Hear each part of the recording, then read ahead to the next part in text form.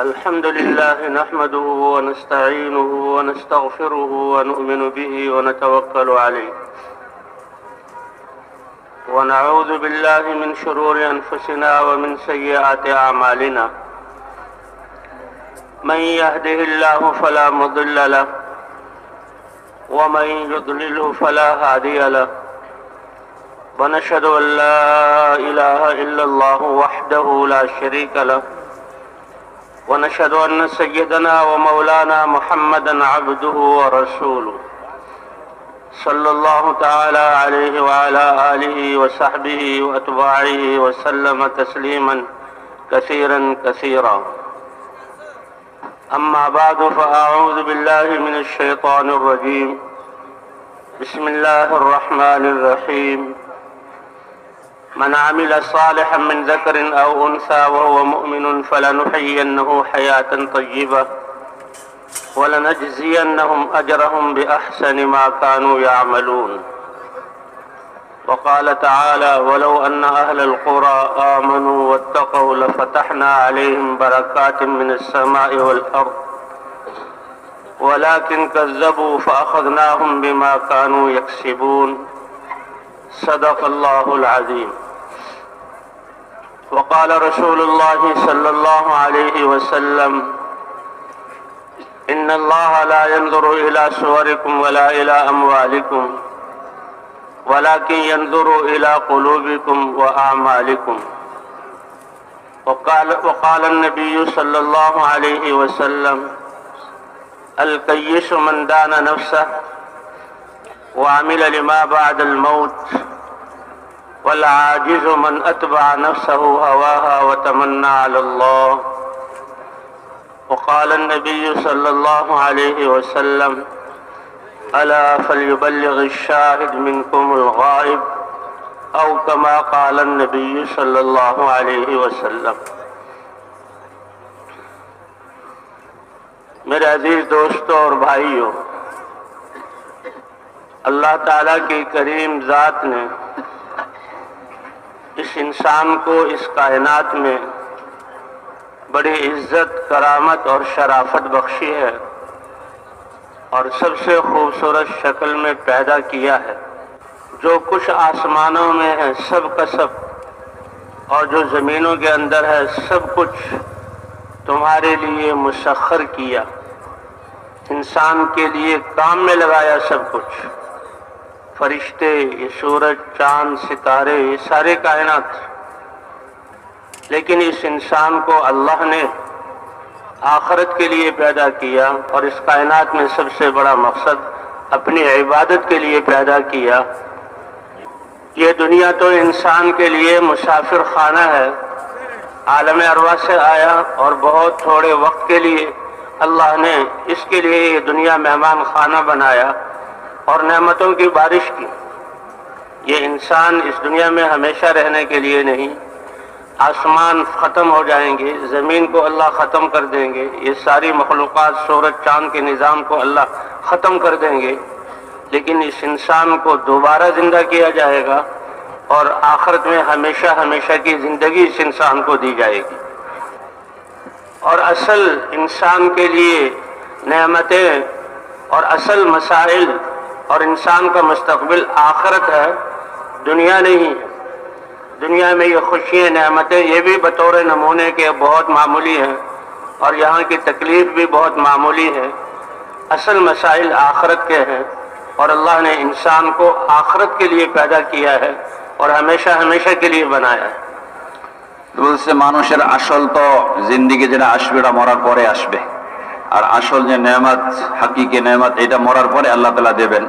বলছে দুনিয়ায় যে মানুষ নেয়ামত ভোগ করতেছে, আল্লাহ তাআলা যে নেয়ামত পয়দা করছে মানুষের জন্য, এটা অস্থায়ী, এটা শেষ হয়ে যাবে, কিন্তু আসল বলছে মরার পরে আল্লাহ তাআলা দেবেন.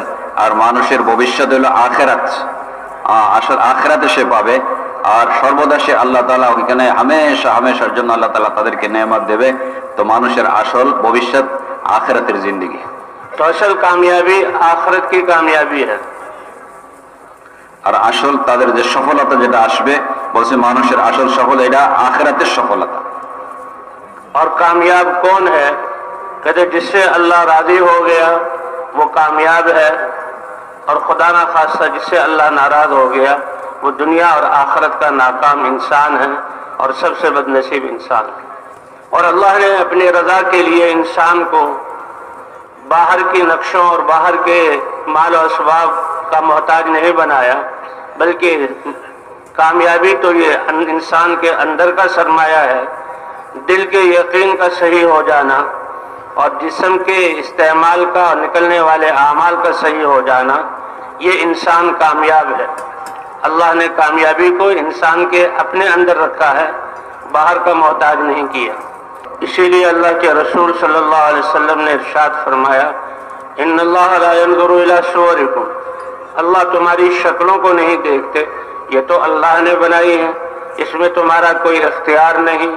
ماں کے پیٹ میں 3 اندھیریوں میں اللہ نے یہ خوبصورت شکل اور اتنی استعدادوں والا انسان اللہ نے بنایا اور دنیا میں بھیجا، تو اللہ تمہاری شکلوں کو نہیں دیکھتے اور نہ تمہارے ان مالوں کو جو باہر کے نقشے ہیں ان کو دیکھتے ہیں، تمہارے دلوں کو یعنی دل کے یقین کو دیکھتے ہیں اور جسم سے نکلنے والے اعمال کو دیکھتے ہیں۔ تو دل یہ ہے، دل کے اندر یقین، اس لیے جو باقی چیزیں ہیں اس کے تقسیم میں اللہ نے کسی کو زیادہ دیا کسی کو کم دیا، کیونکہ اس میں کامیابی ہے نہیں، یہ تو انتظامی امور ہیں، ایک بادشاہ ہوگا باقی رعایا ہوں گے، ایک جو ہے زمیندار ہوگا کچھ اس کے کام کرنے والے ہوں گے، یہ تو دنیا کے نظام کے اعتبار سے، اس میں انسان کی بڑائی چھوٹائی یا کامیابی ناکامی کا اس سے بالکل تعلق نہیں۔ انسان کی کامیابی یا ناکامی کا تعلق ہے انسان کے دل کے یقین کے ساتھ، کہ اللہ کی ذات پر اس کے دل کا یقین آ جائے اور جسم سے نکلنے والے اعمال اس کے درست ہو جائیں۔ اور یہ اعضاء اللہ نے سب کو برابر دیے، سب کو برابر دیے۔ بادشاہ کے پاس بھی ایک دل ہے اور دنیا میں کوئی فقیر سے فقیر ہے اس کے پاس بھی اللہ نے اس کو بھی ایک دل دیا، دیکھنے کے لیے 2 آنکھیں سب کو اللہ نے دی ہیں۔ جن اعضاء سے اعمال صادر ہوتے ہیں تو وہ اعضاء اللہ نے سب کو برابر دیے، اور یہی کامیابی کے اسباب ہے کہ دل کا یقین ٹھیک ہو جائے اور انسان کے جسم کا استعمال ٹھیک ہو جائے۔ اسی لیے اللہ تعالیٰ نے حضرات انبیاء کرام کو انسانوں کی زندگی کے درست کرنے کے لیے ہدایت کے لیے بھیجا، اور حضرات انبیاء کرام نے سب سے پہلے لا الہ الا اللہ کی دعوت کے ذریعے انسانوں کو ایمان کی طرف اور صحیح یقین کی طرف بلایا، کیونکہ یہ یقین دل کی چیز ہے، دل کی مایا ہے۔ کہ دل کا یقین ٹھیک ہوگا تو انسان کے جسم کا استعمال اور اعمال ٹھیک ہوں گے، اور اعمال انسان کے درست ہو گئے تو اللہ اس کی آخرت بھی بنا دیں گے جو ہمیشہ کی زندگی ہے، اور اللہ اس کی دنیا بھی بنا دیں گے۔ اور اگر خدا نخواستہ دل کا یقین بگڑ گیا تو یہ انسان ناکام ہے، دل بگڑ گیا تو جسم سے صادر ہونے والے اعمال بھی بگڑ جائیں گے، اور جب اس کے اعمال بگڑیں گے تو پہلے یہ اس کی آخرت بگڑے گی اور اس کی جزا میں اللہ تعالیٰ اس کی دنیا بھی بگاڑ دیں گے۔ اس لیے سارے نبیوں نے آ کر سب سے پہلے کلمہ لا الہ الا اللہ کے ذریعے ایمان کی طرف بلایا اور غلط یقینوں سے نکال کر درست یقین کی دعوت دی اپنی امتوں کو۔ تو کامیاب انسان وہ ہے جس سے اللہ راضی ہو جائے، اور اللہ راضی ہوتے ہیں انسان کے دل کے یقین، ایمان اور اعمال سے، اور ناکام انسان وہ ہے جس سے اللہ ناراض ہو جائے۔ تو اس لیے اللہ کو راضی کرنا اور اللہ کو راضی کرنے کا تعلق انسان کے اپنے جسم، دل کے یقین اور جسم کے اعمال کے ساتھ ہے۔ یہ کلمہ لا الہ الا اللہ جو کلمہ ایمان ہے، اس کلمے کی اتنی قیمت ہے کہ اللہ تعالیٰ نے موسیٰ علیہ السلام سے فرمایا، اے موسیٰ، 7 آسمان اور 7 زمین اور آسمانوں سے اوپر جو کچھ ہے اور ان آسمانوں کے خلاؤں اور زمین آسمان کی فضا میں اور زمین کے اندر جو کچھ ہے اور زمین کے نیچے جو کچھ ہے، اس سب کو ترازو کے ایک پلڑے میں رکھ دیا جائے اور لا الہ الا اللہ کو دوسرے پلڑے میں رکھ دیا جائے تو لا الہ الا اللہ کا پلڑا بھاری ہو جائے گا۔ تو اللہ کا کتنا بڑا احسان ہے، کوئی انسان پوری دنیا کا بھی بادشاہ مالک نہیں بن سکتا کہ جائے کہ 7 زمین اور آسمان اور اس کے فرشتے اور اس کی کائنات، تو جس کے پاس لا الہ الا اللہ ہے، اس ساری کائنات سے زیادہ قیمتی دولت اللہ نے اس کلمے کی صورت میں ہمیں عطا فرمائی ہے۔ اور سب سے بڑے علم والا کلمہ کلمہ لا الہ الا اللہ ہے، کہ علم کسی کی پہچان کروانا، تو اللہ کی طرف سے جو اللہ کے جو ہے مرضیات اور احکام کا علم اترا ہے، اس علم کے مجموعے کو ایک ڈھیر بنا لیا جائے تو سب سے اوپر کی چیز وَعَلَمْ أَنَّهُ لَا إِلَهَ إِلَّا اللَّهُ، اللہ کی ذات کا یقین یہ سب سے اوپر کی چیز ہے اور سب سے بڑا علم ہے اللہ کی ذات کو جاننا۔ پہلے جو امتوں میں سے کسی امت کے دو عالم حضور صلی اللہ علیہ وسلم کی خدمت میں حاضر ہوئے اور حضور صلی اللہ علیہ وسلم سے سوال کیا، آپ اللہ کے رسول ہیں اور آپ پر یہ کتاب قرآن اللہ کی کتاب اتری ہے، تو یہ بتائیں اس کتاب میں سب سے بڑی گواہی کائنات کی کیا ہے؟ کہ کسی چیز کو بتانا کہ یہ ہے، سب سے بڑا گواہی کیا؟ آپ صلی اللہ علیہ وسلم خاموش رہے اور جبرائیل علیہ السلام فوراً وحی لے کر آئے اور یہ آیت اللہ تعالیٰ نے اتاری کہ آپ ان سے کہہ دیجئے کہ سب سے بڑی گواہی کیا ہے؟ شہید اللہ انہ لا الہ الا ہو والملائکۃ واولو العلم قائما بالقسط لا الہ الا هو العزیز الحکیم۔ سب سے بڑی گواہی وہ ہے کہ اللہ خود گواہی دیتے ہیں اور سارے فرشتے گواہی دیتے ہیں، اولو العلم جن کو اللہ نے علم حقیقی دیا، اس میں علماء کی فضیلت ہے کہ وہ سارے علم والے جو حقیقی علم والے وہ گواہی دیتے ہیں کہ اللہ کے علاوہ کوئی عبادت کے لائق نہیں۔ وہ تو پوچھنے آئے تھے فوراً اٹھے، حضور صلی اللہ علیہ وسلم کے ہاتھوں کو چوما اور فوراً اس بات کی گواہی دی اور اسلام میں داخل ہوئے کہ ہم بھی گواہی دیتے ہیں کہ لا الہ الا اللہ، اللہ کے علاوہ کوئی عبادت کے لائق نہیں۔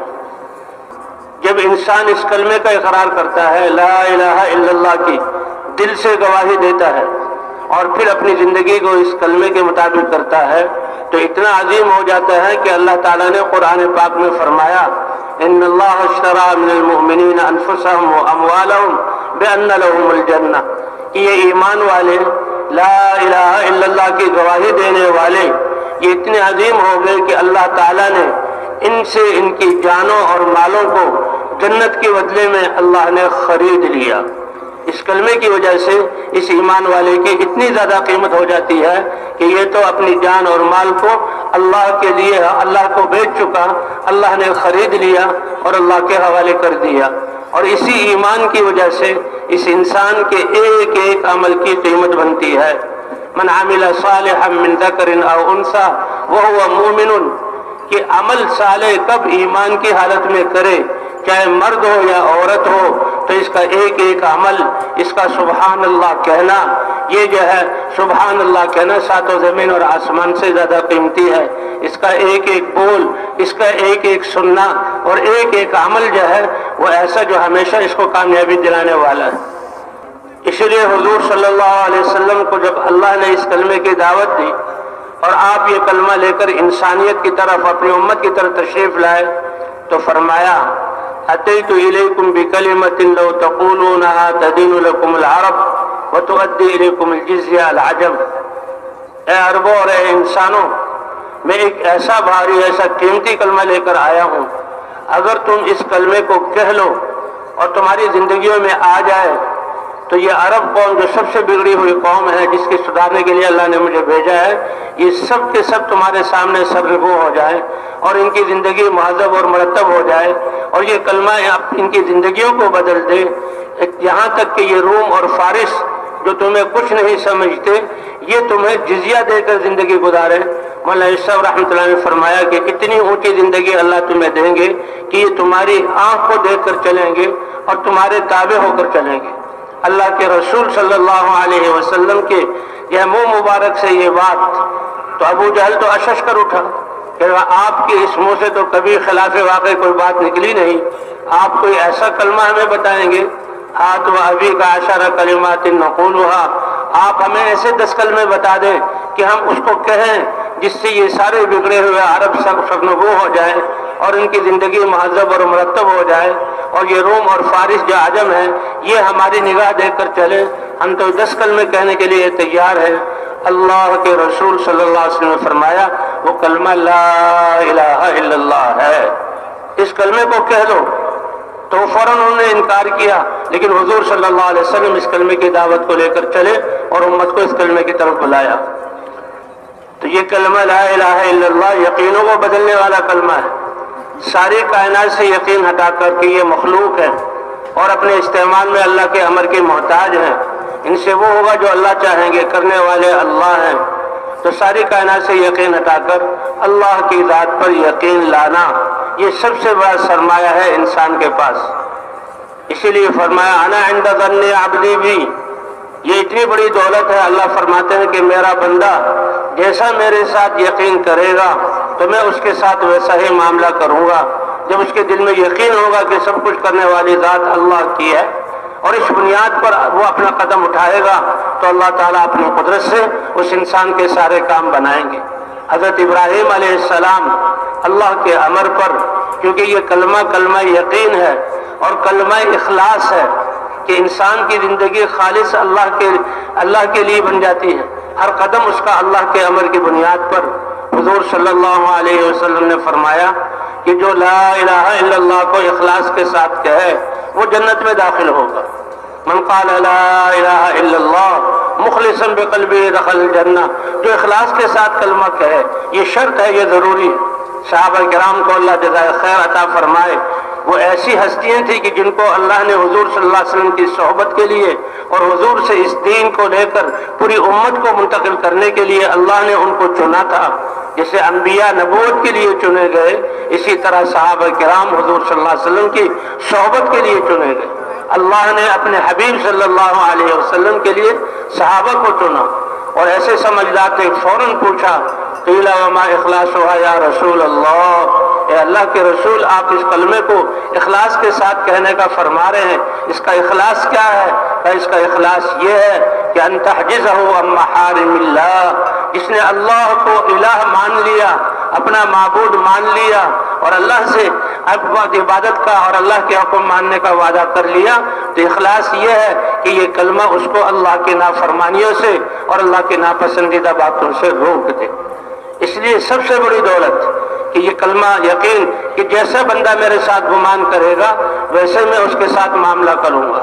حضرت ابراہیم علیہ السلام اللہ کے امر کی بنیاد پر اپنی جوان بیوی ہاجر علیہ السلام کو لے کر چلے، اور دودھ پیتا بچہ اسماعیل علیہ السلام 90 سال کی عمر میں اسماعیل علیہ السلام جیسا نورانی بیٹا اللہ نے عطا فرمایا، اس سے کتنی زیادہ محبت، لیکن قربانی اللہ نے حکم فرمایا کہ میرے حکم پر اپنی بیوی کو لو اور اس دودھ پیتے بچے کو لو اور جہاں میں کہوں لے کر چلو۔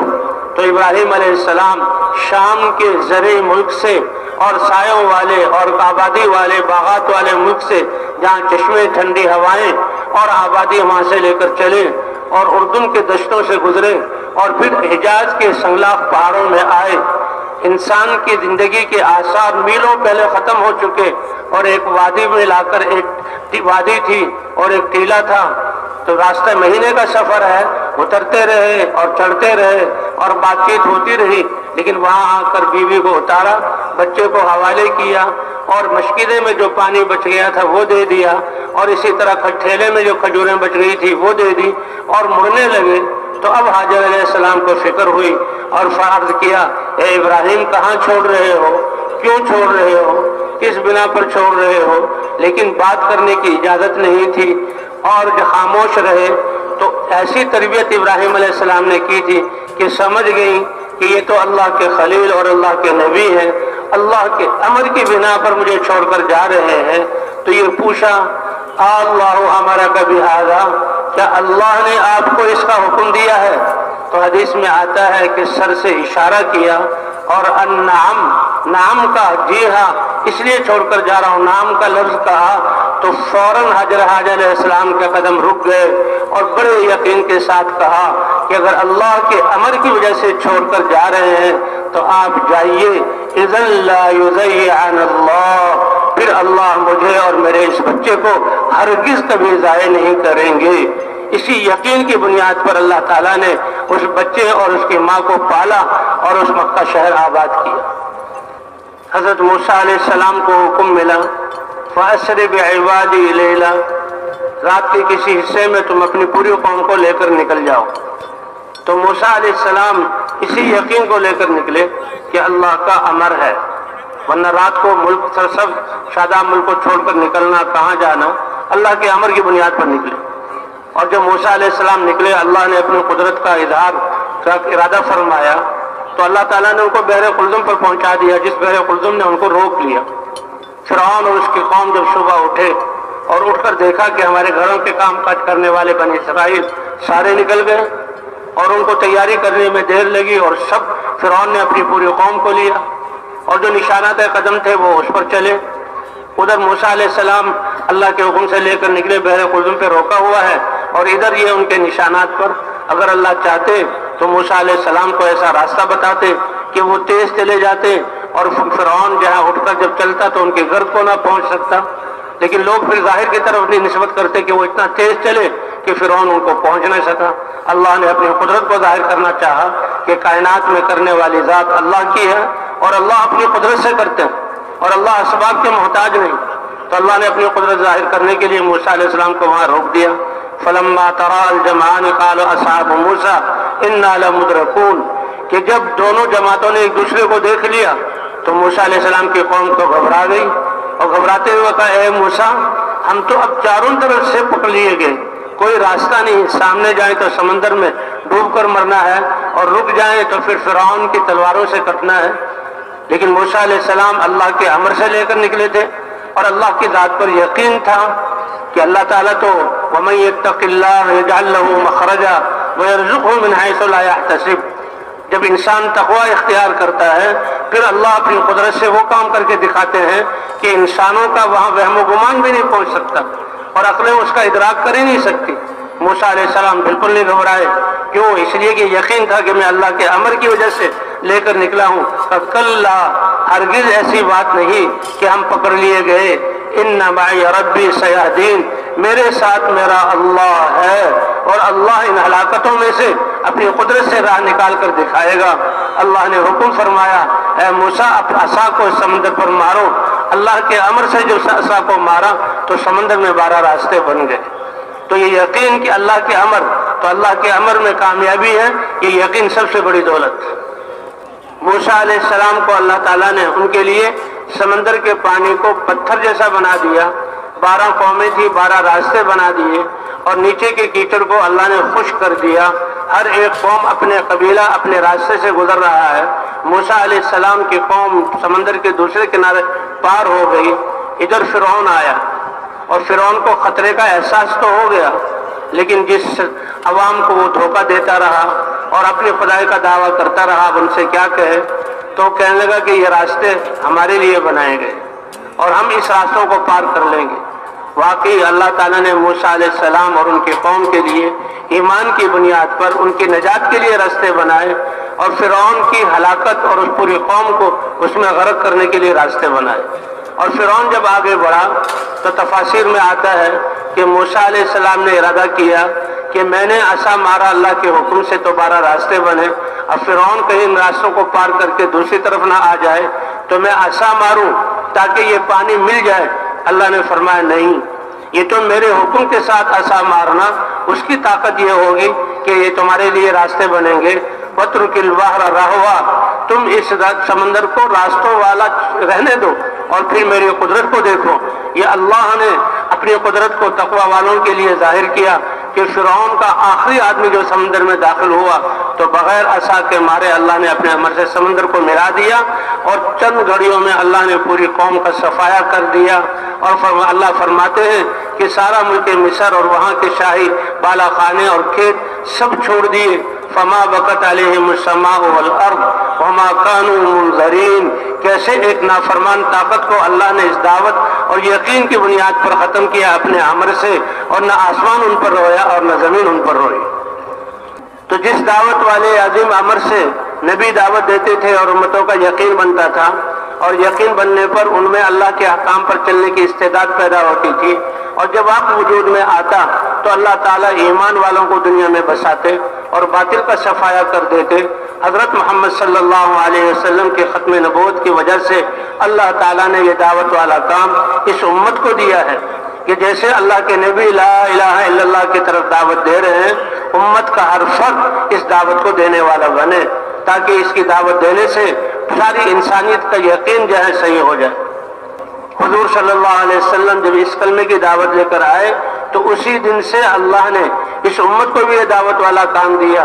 اس لیے حضور اور صحابہ کی سیرت کو دیکھا جائے کہ جو کلمہ پڑھتا تھا فوراً سب سے پہلے اس کلمے کی دعوت کو شروع کرتا تھا.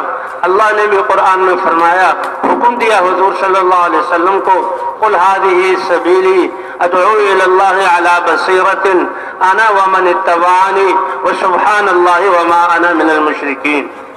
کتنا بڑا اعزاز ہے ہمارے اور آپ کے لیے اور اس مبارک امت کے لیے کہ اللہ حکم فرما رہے ہیں اپنے نبی کو کہ آپ بتا دیجئے یہ ہے میری زندگی کا راستہ اور مقصد. راستہ کیا ہے؟ ادعو الی اللہ علی بصیرہ، اللہ کی طرف میں بصیرت کے ساتھ بلاتا ہوں. اللہ خود داعی ہے اپنی وحدانیت کی طرف، اور اسی طرح سارے نبی انبیاء اس دعوت کو لے کر آئے، اور دعوت کی وجہ سے ایمان دلوں میں آیا، اور ایمان کی وجہ سے اللہ نے احکام اتارے، دین وجود میں آیا. اور کتنی دفعہ اللہ نے اس عالم کو باطل اور کفر سے پاک کر کے ایمان والوں کو بسایا، اور آئندہ بھی وعدہ ہے کہ ہم خلافت دیں گے ایمان اور اعمال والوں کو. تو حضور صلی اللہ علیہ وسلم کے ختم نبوت کی وجہ سے یہ دعوت والا کام آپ فرما دیجئے یہ ہے میرا راستہ، اللہ کی طرف بلاتا ہوں سمجھ بوجھ کے ساتھ، اور جس نے میری اتباع کی اس کی زندگی کا مقصد اور راستہ بھی اللہ کی طرف بلانا ہے. اس لیے صحابہ میں سے جو کلمہ پڑھتا فوراً اس کلمے کی دعوت کو شروع کر دیتا. حضرت ابو ذر غفاری رضی اللہ تعالیٰ عنہ آئے، 3 دن تک تو حالات سے ایسے متاثر ہیں کہ حالات کی وجہ سے حضور کے بارے میں پوچھنے کی جرت نہیں کر رہے. سارا دن مکے میں پھرتے تھے اور پھر بیت اللہ میں آ جاتے. حضرت علی رضی اللہ تعالیٰ عنہ مہمان سمجھ کر اپنے گھر بڑے اطمینان سے لے جاتے. 3 راتیں گزرنے کے بعد پھر پوچھا، اے مسافر آپ کا مقصد کیا ہے؟ جب انہوں نے یہ پوچھ سنا تو فوراً کہا پہلے مجھ سے وعدہ کرو کسی کو بتاؤ گے نہیں. حضرت علی رضی اللہ عنہ نے وعدہ کیا، کہا میں اس ہستی کے بارے میں پوچھنا چاہتا ہوں. اب حضرت علی حضرت ابو ذر رضی اللہ تعالیٰ عنہ غفاری کو حضور کے راستے کی طرف لے جا رہے ہیں، اور وہ بھی احتیاط فرمانے لگے کہ جب میں محسوس کروں کہ لوگ ہمیں دیکھ رہے ہیں تو میں نیچے بیٹھ جاؤں گا جیسے جوتا ٹھیک کر رہا ہوں، اور تم چلتے رہنا تاکہ میرے ساتھ ہونا معلوم نہ ہو. لیکن جب حضور کی خدمت میں آئے، چہرہ انور دیکھا، آپ نے دعوت دی، قرآن کی آیات پڑھی تو فوراً کلمے کو پڑھا اور اسلام میں داخل ہو گئے. اشہد ان لا الہ الا اللہ واشہد ان محمدًا عبدہ ورسولہ. اس کلمے کو پڑھتے ہی حضور کی صحبت اور سچے دل سے پڑھنے کی وجہ سے سارا تأثر نکل گیا، اور یا رسول اللہ مجھے اجازت دیجیے کہ ان لوگوں کے اندر جا کر میں اس کی دعوت دوں. اللہ کے رسول صلی اللہ علیہ وسلم نے شفقت کی وجہ سے فرمایا، اے ابو ذر نہیں، یہ تمہیں تکلیف دیں گے، تم اپنے علاقے میں جاؤ اور جب میرے غلبے کا سنو آ جاؤ. لیکن برداشت نہ ہو سکا کہ حضور کی یہ قوم اتنی جہالت میں بیت اللہ میں آئے اور بیت اللہ میں آ کر اس کی دعوت دی. اور میں عرض کرتا ہوں کہ دعوت دینے کا مقصد کہ اے قریش، یہ نبی تم میں سے ہیں. کتنی بڑی سعادت کی بات ہے. میں قبیلہ غفار سے کا آدمی، میں اس پر ایمان لے آیا، سچ ہے، تم بھی لا الہ الا اللہ کہہ دو. سارے کھڑے ہو گئے اور حضرت ابو ذر کو اتنا مارا کہ بے ہوش ہو کر گر گئے، مرنے کے قریب ہو گئے. حضرت عباس رضی اللہ تعالیٰ عنہ 200 تک مسلمان نہیں ہوئے تھے، انہوں نے اپنے جسم کو ان کے اوپر کیا اور لوگوں کو روکا کہ اگر یہ شہید مر گئے تو پھر قبیلہ غفار سے تمہاری تجارت راستے میں پڑتے ہیں، شام سے تمہاری تجارت منقطع ہو جائے گی. تو اس طرح چھوڑا. فرمایا پھر دوسرے دن دعوت. تو صحابہ کرام کا یہ تھا کہ جو کلمہ پڑھتا تھا فوراً کلمہ پڑھتے ہی اس دعوت کے جو منصب پر کھڑا ہوتا اور دعوت دینا شروع کرتا.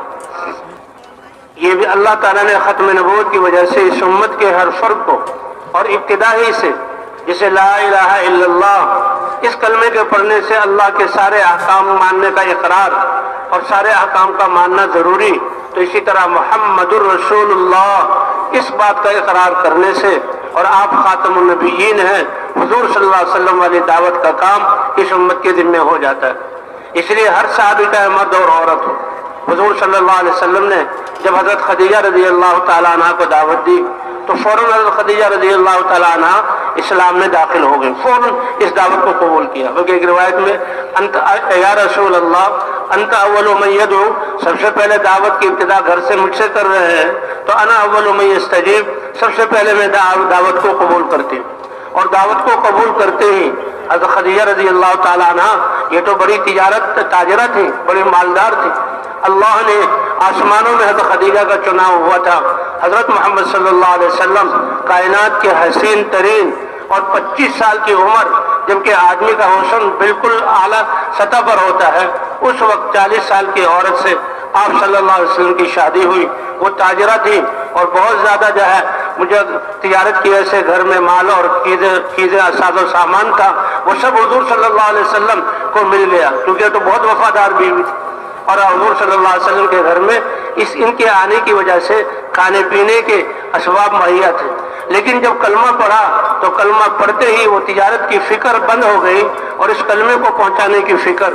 اس لیے آتا ہے اول من صلت النبی و اول من واسط ہو و اول من رفعت ہمتہ و اول من بدلت مالہ لہ ہی خدیجہ رضی اللہ تعالی عنہا. جیسے مردوں کے ذمے یہ دعوت ہے ایسے گھروں میں عورتوں کے ذمے بھی یہ دعوت ہے. اللہ نے ان کو بھی اسی کے لیے بنایا. اس لیے حضرت خدیجہ رضی اللہ تعالیٰ سب سے پہلے حضور کو تسلی دینے والی، سب سے پہلے حضور کی ہمدردی کرنے والی، سب سے پہلے حضور کے لیے مال لگانے والی اور سب سے پہلے دین کی مدد کرنے والی عورتوں میں حضرت خدیجہ رضی اللہ تعالیٰ عنہ ہے. اتنا مال لگایا کہ کچھ دنوں کے بعد گھر میں اسباب ختم ہو گئے حتیٰ کہ بھوک کی نوبت آ گئی. اور حضور صلی اللہ علیہ وسلم اور آپ کے جو بچے اگر اس وقت ہیں وہ اور خدیجہ بھوکی ہیں. آپ صلی اللہ علیہ وسلم بیت اللہ کی طرف جا رہے ہیں. بیت اللہ کی طرف جاتے ہوئے جبرائیل علیہ السلام آئے اور عرض کیا اے اللہ کے رسول آج اللہ نے آپ کی بیوی خدیجہ کو سلام بھیجا ہے کہ اپنا وہی دعوت میں ایسا کچھ ہے اپنا مال خرچ کیا کہ بھوک کی نوبت آ گئی. جیسے غزوہ تبوک کے موقع پر جب حضرت ابوبکر صدیق رضی اللہ تعالیٰ عنہ نے اپنا سارا مال لگایا تو اللہ کی طرف سے سلام آیا. تو بھئی ہر فرد جو ہے اس دعوت کا اہتمام کرنے والا ہو، ساری انسانیت کی نیت کر کے. ختم نبوت کی وجہ سے اللہ تعالیٰ نے آپ صلی اللہ علیہ وسلم سارے انسانوں کے لیے اور سارے جنات کے لیے سارے زمانوں کے لیے رسول اور جہاں بنا کر بھیجے گئے. اس لیے سارے انسانوں کی نیت کر کے ہم میں سے ہر ایک روزانہ اس دعوت کو دے اور ہر مسلمان کو دعوت پہ کام پر کھڑا کرے. کیونکہ دعوت کے اللہ کی طرف بلانے سے ایمان میں ترقی ہوگی اور جتنا ایمان مضبوط ہوتا چلا جائے گا، ایمان سے مقصود جو انسان عبادت ہے اس پر آ جائے. ایمان اس کی بنیاد ہے تو جتنا جتنا ایمان مضبوط ہوتا چلا جائے گا عبادت اللہ کے احکام زندہ ہوتے چلے جائیں گے. اور اگر جب جتنے عبادات زندہ ہوتے چلے جائیں گی اللہ کی طرف سے انسانوں کے لیے دنیا میں بھی بہتری کے فیصلے ہوں گے. اس لیے خود بھی دعوت کا اہتمام کرنا ہے اور ہر مسلمان کو مرد ہو یا عورت ہو، چھوٹا یا بڑا ہو، اس کو دعوت والے کام پر کھڑا کرنا ہے. جسے یقینوں کو درست کرنے کے لیے ہم سب ضرورت مند اور محتاج ہیں اور اللہ کا یہ امر ہے کہ ہم اللہ کی طرف بلائیں. اسی طرح سارے احکام پر چلنے کی استعداد پیدا ہو جائے اور ہمارے جسم کا استعمال ٹھیک ہو جائے. اللہ نے نماز جیسی مبارک عمل ہمیں عطا فرمایا ہے. 5 وقت کی نماز اللہ نے دی ہے. یہ نماز جسم کے استعمال کو ٹھیک کرنے کے لیے نماز ہم پڑھیں گے تو اللہ تعالیٰ ہماری زندگی کو بنا دیں گے. یہ دعوت کے ذریعے اپنے یقین کو مضبوط سے مضبوط کرنا ہے اور موت تک دعوت کے کام میں لگنا ہے. اسی طرح نمازوں کا استعمال جہاں اہتمام بھی کرنا ہے کہ نمازوں کے پڑھنے سے ہمارے جسم کا استعمال صحیح ہو جائے اور اللہ کے دین پر چلنے کی استعداد پیدا ہو جائے. یہ نماز جیسا فریضہ اس امت کو جو ملا کہ تہجد کی نماز تو شروع ہی سے فرض تھی، لیکن 5 نمازوں کا جو فریضہ اور یہ سورت جو ملی ہے اللہ نے اپنے نبی کو معراج میں اپنے دربار میں بلایا اور اس امت کے لیے 50 نمازیں عطا کی. اور 50 نمازیں لے کر حضور صلی اللہ علیہ وسلم تشریف لا رہے تھے. موسیٰ علیہ السلام سے ملاقات ہوئی، پوچھا کہ اللہ کی طرف سے کیا ملا؟ کہ 50 نمازیں. کہا میں نے تو امت کو آزمایا ہے، یہ بڑے کٹھن لوگ ہیں اس لیے کم کرواؤ. تو 5 نمازیں کم ہوئی. 9 دفعہ حضرت موسیٰ علیہ السلام کے کہنے پر حضور صلی اللہ علیہ وسلم نے اللہ کے دربار میں حاضری دی. 45 نمازیں کم ہو گئی اور جب 5 نمازیں لے کر آئے فرمایا اور کم کروا لو. حضور صلی اللہ علیہ وسلم نے فرمایا اب تو مجھے شرم آتی ہے کہ میری امت 5 نمازیں بھی ادا نہ کرے تو 5 نمازیں لے کر چلے. اللہ کی طرف سے اعلان ہوا اے پیارے نبی آپ کی امت 5 نمازیں ادا کرے گی اور میں ثواب 50 نمازوں کا عطا کروں گا. اور نماز یہ اللہ کے احکام میں سے ایک ایسا عمل ہے جس کے لیے اللہ اپنے 5 دفعہ گھر بلاتے ہیں اور اذان دی جاتی ہے، اذان دی جاتی ہے کہ یہ اذان، یہ دعوت ہے، اللہم رب هذه الدعوت التامہ۔ جو ہی اذانیں مسجدوں میں شروع ہوتی ہیں، مؤذنین کی آوازیں دائیں بائیں آگے پیچھے اور اوپر فضاؤں میں جہاں تک اس دعوت کے کلمات کی آواز جاتی ہے شیطان پھیر نہیں سکتا۔ اس لیے کہتے ہیں دعوت کو عام کریں گے تو اللہ دنیا کے باطل کو مٹائیں گے۔ اور جو ہی انسان نماز میں آتا ہے تو فوراً شیطان آ کر وسوسے ڈالتا ہے، حالانکہ حتیٰ کہ انسان بھول جاتا ہے کہ کتنی رکعتیں ہوئی۔ بہرحال نماز یہ ایسا عمل ہے کہ روزانہ 5 دفعہ، اور ہر حال میں مردوں پر بھی اور عورتوں پر بھی، حتیٰ کہ اگر انسان بیمار ہو، کھڑے ہو کر نہ پڑھ سکے تو بیٹھ کر پڑھے، بیٹھ کر نہ پڑھ سکے تو لیٹ کر پڑھے، حتیٰ کہ حالت جنگ میں۔ ایک دفعہ حضور صلی اللہ علیہ وسلم سفر میں تشریف لے جا رہے تھے، ایک جگہ پر پڑاؤ ڈالا، سامنے دشمن کا لشکر بھی تھا اور اس میں حضرت خالد بن ولید بھی تھے کافروں کی طرف سے، اس وقت تک مسلمان نہیں ہوئے۔ ظہر کی نماز کا وقت آیا تو تمام صحابہ کرام حضور صلی اللہ علیہ وسلم کے پیچھے با جماعت ظہر کی نماز ادا کی۔ کافروں نے دیکھا تو وہ افسوس کرنے لگے کہ ہم سے بہت بڑا موقع ضائع ہو گیا، نماز میں تو یہ اللہ کی طرف متوجہ ہوتے ہیں تو ہم ان پر حملہ کر کے نقصان پہنچا سکتے تھے۔ تو وہ آپس میں کہنے لگے کہ کوئی بات نہیں، مسلمان ایک دفعہ نماز نہیں پڑھتا، یہ تو کئی دفعہ پڑھتا ہے، اور ابھی ایک نماز آنے والی ہے جو ان کو اپنی اولاد سے بھی بہت زیادہ محبوب ہے، اور وہ عصر کی نماز تھی۔ اللہ کو تو پتہ تھا، اللہ نے صلاۃ الخوف کی صورت اتار دی کہ اے نبی آپ سارے کے سارے کو لے کر اکٹھے نماز نہ پڑھے میدان میں اور حالت جنگ میں، بلکہ آدھوں کو لے کر نماز پڑھے اور آدھے دشمن کے سامنے رہیں، پھر یہ جنہوں نے آپ کے پیچھے نماز پڑھی یہ دشمن کی طرف چلے جائیں اور دوسرے آپ کے پیچھے۔ کہتے ہیں جب یہ وہ صورت آئی وہ انتظار میں تھے کہ یہ سارے کے سارے نماز میں، لیکن اللہ تعالیٰ نے صلاۃ الخوف اتار دی، اور جنگ کی حالت میں بھی یعنی جماعت کے ساتھ نماز۔ خالد بن ولید کہتے ہیں کہ میں تو اسی وقت سمجھ گیا تھا کہ اس ہستی کی تو آسمانوں سے رہبری رہنمائی ہو رہی ہے، تو جنگ کی حالت میں بھی نماز معاف نہیں ہے۔ تو بھئی نماز ایک ایسا اللہ کا پیارا عمل ہے کہ اذانیں دی جاتی ہیں اور وضو کر کے انسان آتا ہے۔ یہ وضو اصل تو مقصود نماز ہے کہ لیکن وضو پر بھی اللہ کتنا دیتے ہیں۔ حضور نے صحابہ کرام نے پوچھا یا رسول اللہ آپ اپنے امت کو قیامت میں اتنی امتوں کے بیچ میں کیسے پہچانیں گے؟ حضور صلی اللہ علیہ وسلم نے فرمایا بتاؤ، ایک بڑا میدان وہ مشکی رنگ کے کالے رنگ کے گھوڑوں سے بھرا ہوا ہو اور کچھ گھوڑے ایسے ہوں کسی شخص کے کہ چہرہ اور چاروں ہاتھ اور پاؤں سفید ہوں، تو کیا وہ اپنے گھوڑوں کو نہیں پہچانے گا؟ یا رسول اللہ یہ بالکل پہچانے گا، کیوں نہیں پہچانے گا؟ تو حضور صلی اللہ علیہ وسلم نے فرمایا اے میری امت تمہارے اعضائے وضو چمک رہے ہوں گے قیامت کے دن، تو اس سے میں تم کو پہچانوں گا۔ تو یہ وضو ہی سے کہتے ہیں، وضو انسان جب کرتا ہے تو گناہ معاف ہوتے ہیں۔ پھر یہ انسان مسجد کی طرف آتا ہے تو 5 دفعہ اذان دے کر اللہ تعالیٰ ان مسلمانوں کو مسجد کی طرف بلاتے ہیں۔ اس لیے نماز انسان کے اعمال کو اور زندگی کو ٹھیک کرنے والی، اس لیے آتا ہے سب سے پہلے قیامت میں نماز کا حساب ہوگا، جس کی نماز اچھی نکل آئی یہ دلیل ہے کہ اس کے سارے اعمال ٹھیک ہیں۔ اس لیے بھائی جہاں ہم دعوت کے ذریعے سے اپنے یقین کو اعلیٰ سطح پر پہنچانے کی کوشش کریں، ہر مرد عورت ہر انسان مسلمان دعوت دے، اسی طرح ہم نے اپنے نمازوں کو اچھی سے اچھی بنانے کی کوشش کرنی ہے۔ نماز اتنا خوبصورت، اور اللہ کو 5 دفعہ اللہ بلواتے ہیں اپنے گھر میں، اور پھر انسان حج کرے تو حج تو مالداروں پر فرض ہے، اور حج میں جہاں باقی کھانا پینا کتنا سفر وغیرہ سب کچھ ہوتا ہے یہ تو زندگی میں ایک دفعہ ہے، اور زکوٰۃ کا تعلق یہ بھی مالداروں کے ساتھ ہے، اور وہ سال میں ایک دفعہ اس کا تعلق مال سے ہے۔ روزہ رہ گیا تو روزے میں ایک مہینے میں روزے رکھتے ہیں کہ 12 مہینوں میں سے ایک مہینہ روزہ رکھتے ہوئے بھی انسان باقی کام کر سکتا ہے، لیکن نماز اللہ کو اتنا پیارا عمل ہے، سب کچھ چھوڑ کر مسجد میں آتا ہے اور 5 دفعہ آتا ہے اور سارے اعضاء کو اللہ کے حکم کا پابند کر لیتا ہے کہ ایسے عبادت کرو جیسے خود اللہ کو دیکھ رہے ہو۔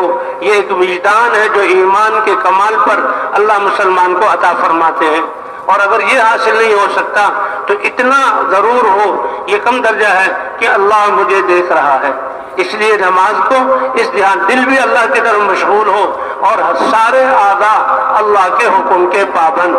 تو جب 10-15 منٹ یہ انسان اللہ کے حکم کا پابند کر لیتا ہے نماز میں، تو نہ یہ انسان اب جہاں بھی جائے گا، چاہے یہ بادشاہ ہو، بادشاہی کے تخت پر بیٹھے، قاضی ہو، یہ فیصلے کی کرسی پر بیٹھے، تاجر ہو، دکان میں تجارت کرے، زمیندار ہو، یہ جہاں اپنے زمیندارے پر جائے، جس کی نماز بن گئی تو پھر جو ہے جتنے بھی یہ مسلمان نماز پڑھنے والے ہیں سارے شعبے ٹھیک کر دیں.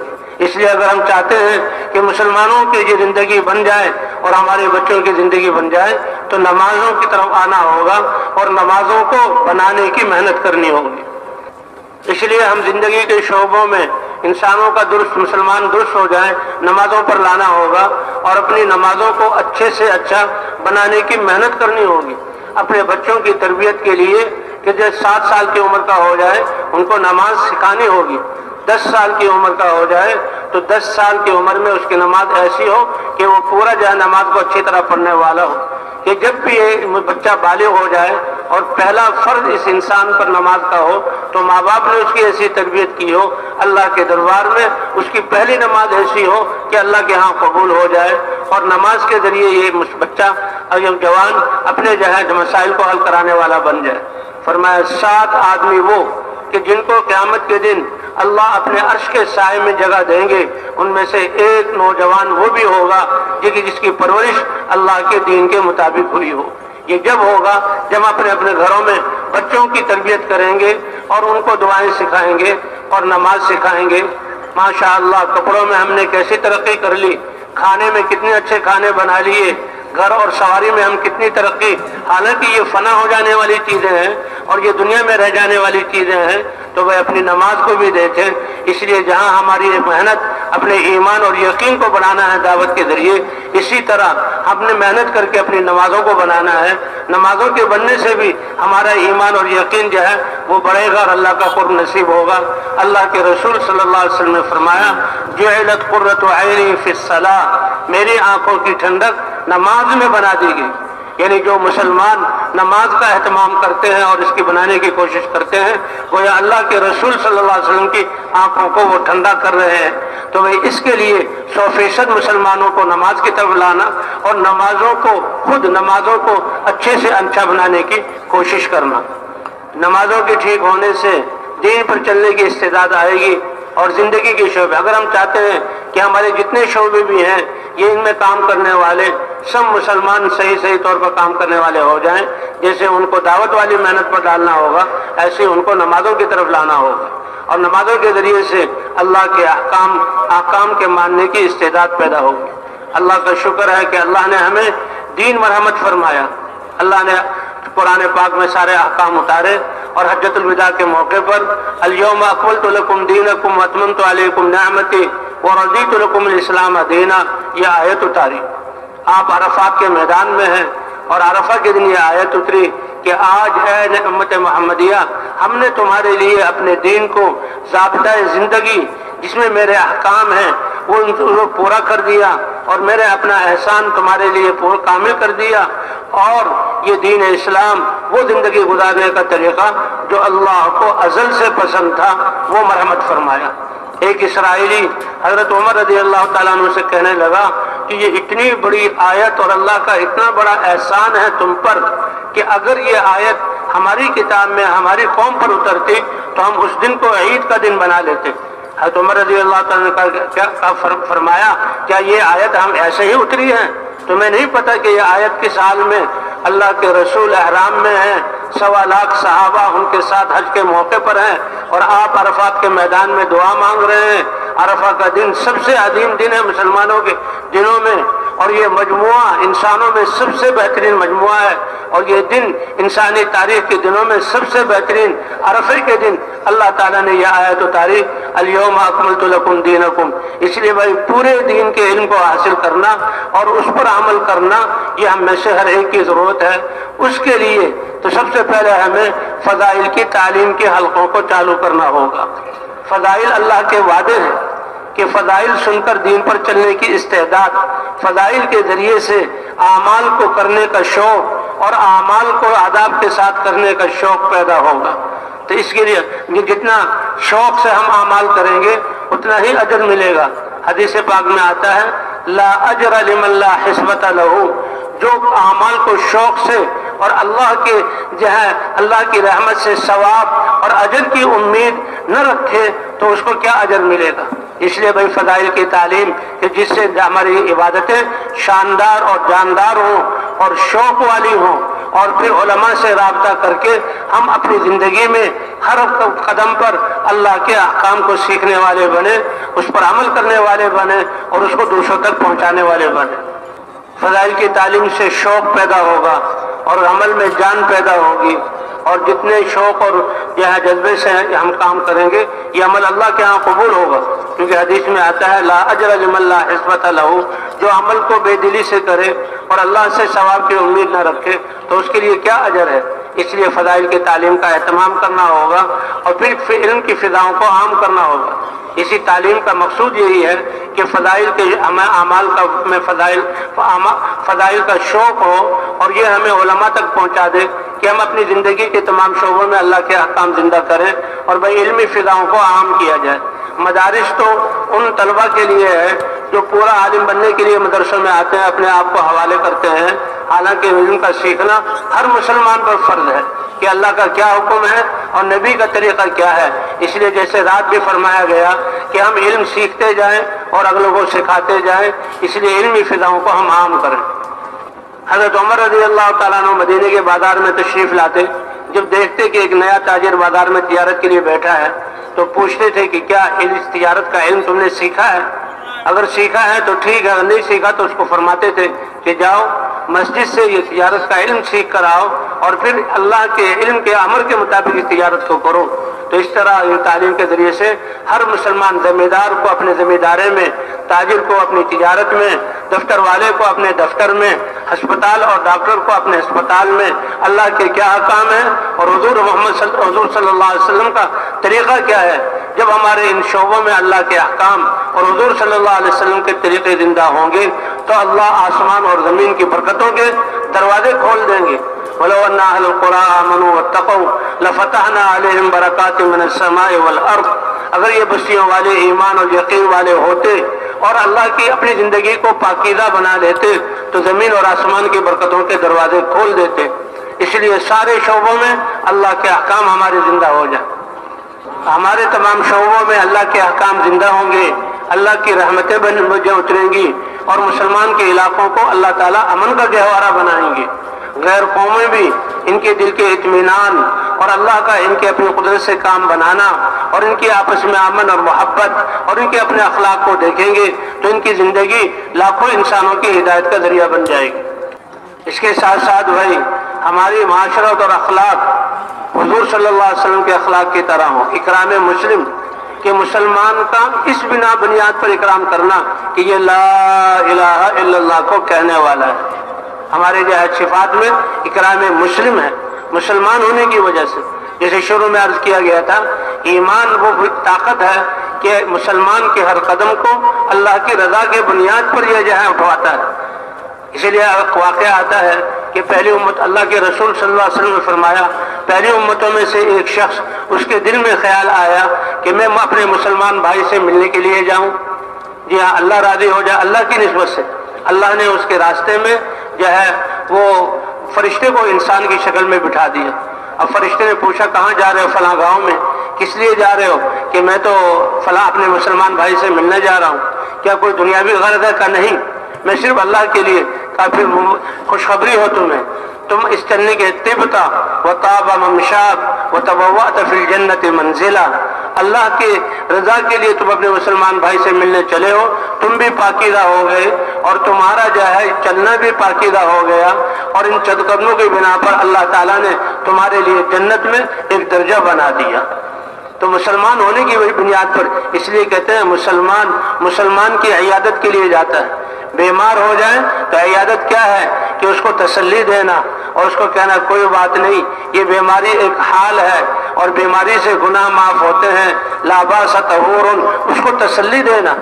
کہ یہ بیماری کوئی یہ جزا فضا کی چیز نہیں ہے، یہ تو گناہوں سے پاک کرنے کے لیے اور درجات بلند کرنے کے لیے کہ ایک مسلمان دوسرے مسلمان کی صبح کو عیادت کرے گا تو 70,000 فرشتے شام تک اس کے لیے دعائیں مغفرت کریں گے، اور جو شام کو عیادت کرے گا تو صبح تک 70,000 فرشتے اس کے لیے دعائیں مغفرت کرتے ہیں۔ اور فرمایا اسی طرح یہ جو ہے جب مسلمان کا مسلمان پر حق ہے کہ جب جنازہ جا رہا ہو تو جنازے کے ساتھ چلے، کہتے جو مسلمان کے جنازے میں ساتھ چلے گا پیچھے چلے گا اور جہاں اس کو پہنچانا ہے وہاں تک، تو اس کو جو شریک ہوگا اتباع کرنے والا اس کو 1 قیراط اللہ تعالیٰ صدقہ کرنے کا ثواب دیں گے، اور اللہ تعالیٰ کے دینے کے دہانے بہت بڑے ہیں، اور فرمائے کہ جو قبر میں اتارنے تک وہاں ٹھہر جائے اور جو ہے اس کو جو کیا کہتے ہیں انتظار کرے تو اللہ اس کو 2 قیراط صدقہ کرنے کا ثواب۔ یا رسول اللہ قیراط کیا ہوتا ہے؟ کہ احد پہاڑ کے برابر سونا خرچ کرنے کا اللہ ثواب عطا فرماتے ہیں۔ تو اسی طرح بھائی سارے ہمارے اعمال یہ اخلاص کے ساتھ ہوں، ریاکاری کی نیت سے نہ ہو، دکھلا کے ہوئے کی نیت سے نہ ہو، اور دنیا یہ کیا کہتے ہیں اپنی تعریف یا دنیاوی غرض کے لیے نہ ہو، یہ جب قبول ہوں گے جبکہ اخلاص۔ اس لیے سارے اعمال کے کرتے ہوئے ہم نے اپنی نیت کو دیکھنا ہے، شروع میں بھی، درمیان میں بھی اور آخر میں بھی، کہ اے اللہ یہ عمل خالص تیرے لیے کر رہا ہوں، اور پھر اللہ سے مانگنا بھی ہے کہ اللہ ہمیں اس عمل میں اخلاص عطا فرما دے۔ اخلاص اور ایمان یہ دونوں ضرورت چیزیں ہیں، جتنا اللہ کی معرفت اور اللہ کی ذات پر یقین ہوگا جس کے بقدر اسی کے بقدر اخلاص ہوگا، اور جتنا اخلاص ہوگا مسلمان میں تو اسی کے بقدر اس کے اعمال میں وزن ہوگا۔ کہ صحابہ کرام کا اخلاص حضور صلی اللہ علیہ وسلم نے فرمایا بعد والے تم لوگ احد پہاڑ کے برابر سونا خرچ کرو گے تو تم جو ہے میرے صحابہ کے یہ اخلاص کے ساتھ ہوگا اللہ کے ہاں قبول، لیکن جو میرے صحابہ کچھ مٹھی ان کا جو صدقہ کرنا ان کے ثواب کو نہیں پہنچ سکتے کیونکہ ان کا اخلاص اتنا زیادہ تھا۔ اس لیے بھائی اعمال کے ساتھ ساتھ ہمیں ہمارا ایک اچھی صفت اور اللہ کو جو پسند ہے اخلاص، کہ اخلاص والے جو ہیں ان کے ذریعے اللہ فتنوں کو دور فرماتے ہیں، اپنی نیت کو ہر وقت ٹٹولنا اور خالص اللہ کے لیے رضا کے لیے کرنا، اور کرنے کے بعد پھر ڈرنا بھی اللہ تعالیٰ سے اور رونا کہ اللہ تعالیٰ ہمیں خالص اس عمل کو اپنی ذات کے لیے اور رضا کے لیے بنا دے۔ اور اس کے ساتھ ساتھ اللہ تعالیٰ نے ہمیں حضرت محمد صلی اللہ علیہ وسلم کی امت میں ہونے کا اعزاز بخشا۔ اللہ کے رسول صلی اللہ علیہ وسلم فرماتے ہیں کہ تم اپنے نصیبے پر فخر کرو کہ نبیوں میں اللہ تعالیٰ نے اپنے نبیوں کے سردار اور اپنا حبیب مجھے تمہارا نبی بنا کر بھیجا۔ انا حظکم من النبیین، نبیوں میں تمہارا نصیبہ میں ہوں حضرت محمد صلی اللہ علیہ وسلم، اور پھر مجھے اپنے نصیبے پر فخر کرنا چاہیے کہ امتوں میں سے جو بہترین امت تھی اللہ نے وہ امت مجھے عطا فرمائی۔ تو اس کو خیر امت قرار دیا گیا ایک ذمہ داری کی وجہ سے، اخرجت للناس، کہ تمہیں سارے انسانوں کی نفع رسانی کے لیے نکالا گیا ہے، اور وہ نفع رسانی کس میں ہے؟ دعوت والے کام میں، تأمرون بالمعروف وتنہون عن المنکر وتؤمنون باللہ، کہ جو ذمہ داری نبیوں کی تھی اللہ نے ختم نبوت کی وجہ سے ذمہ داری پوری امت کو دی اور ہر فرد کو دی۔ قرآن پاک میں سورہ کہف میں چند نوجوانوں کا ذکر ہے کہ وہ جو ہے 5 نوجوان تھے شاہی خاندان کے، اور وہ جب بادشاہ جو ہے وہ کافر تھا اور وہ ان کو اپنی طرف جو ہے اپنی عبادت کی طرف بلاتا تھا، یہ علماء کی صحبت میں بیٹھے تو ان کو ایمان مل گیا، اور یہ اللہ کو ماننے والے تھے۔ ایمان ایک خوشبو ہے جو چھپ نہیں سکتی، بادشاہ کو پتہ لگا، بادشاہ نے کہا تم بڑے قیمتی لوگ ہو اور شاہی خاندان کے فرد ہو، تم میری مان کر چلو اور اس ایمان کو چھوڑ دو۔ لیکن جب وہ نہ مانے تو بادشاہ نے ان کو سزا دینے کی کوشش کی، یہ نوجوان تھے اپنے ایمان کی حفاظت کے لیے اس ملک کو چھوڑ دو۔ تو کہتے ہیں یہ شاہی خاندان کے نوجوان نکلے اور جہاں جنگل کی طرف چل پڑے، راستے میں ایک چرواہا بکری چرا رہا تھا، اس نے کہا کہ تم تو بہت جو ہے کیا کہتے ہیں یہ روحانی لوگ لگتے ہو، 6 نوجوان تھے، روحانی لوگ لگتے ہو، تو کہاں جا رہے ہو؟ انہوں نے کہا ہم اپنے ایمان کی حفاظت کے لیے۔ اس نے اپنی بکریاں چھوڑی اور 6 یہ تھے، 7واں وہ بھی ساتھ شریک ہو گیا اور اس کا کتا بھی ساتھ ہو گیا۔ یہ اپنی ایمان کی حفاظت کے لیے نکلے۔ اللہ نے اپنی قدرت کا کیا اظہار کیا کہ جب یہ غار میں لیٹے 309 سال تک اللہ نے ان کو سلایا اور بغیر کھلائے پلائے اللہ نے ان کو زندہ رکھا۔ وَنُقَلِّبُهُمْ ذَاتَ الْيَمِينِ وَذَاتَ الشِّمَالِ، اللہ ان کی دائیں بائیں کروٹیں بدلتے تھے۔ سورج نکلتا تھا، اس کی کرن ان پر پڑے، اس کو دائیں طرف یا بائیں طرف پھیر دیتے تھے۔ 309 سال کے بعد ہم نے اٹھایا، اللہ نے ان کو اٹھایا۔ اور اس زمانے میں ایک مسلمان بادشاہ تھا اور اس کی رعایا نافرمان تھی۔ وہ دعا کرتا تھا، اے اللہ کوئی ایسے اپنی قدرت کا کرشمہ ظاہر کر۔ تو پھر اس کے زمانے میں یہ ظاہر ہوئے اور اس نے اپنی قوم کو بتایا کہ دیکھو یہ نوجوان اللہ تعالیٰ نے ان کو کیسے 309 سال سلا کر زندہ رکھا۔ تو بھائی وہ تو اپنے ایمان کی حفاظت کے لیے نکلے تھے۔ ان کے کتے کا ذکر بھی قرآن پاک میں آیا، کتنی دفعہ اللہ نے وَقَلْبُهُمْ بَاسِطٌ ذِرَاعَيْهِ بِالْوَسِيطِ، اللہ نے قرآن میں ذکر کیا۔ لوگ کہتے ہیں کہ وہ جو ہے 4 ہیں، 5واں ان کا کتا ہے، 5 ہے 6واں ان کا کتا ہے، یہ اندازے سے کہتے ہیں۔ سبعۃ وثامنہم کلبہم، اور وہ 7 ہیں 8واں ان کا کتا۔ اتنی دفعہ اللہ نے ان کے اس الفاظ کو دہرایا۔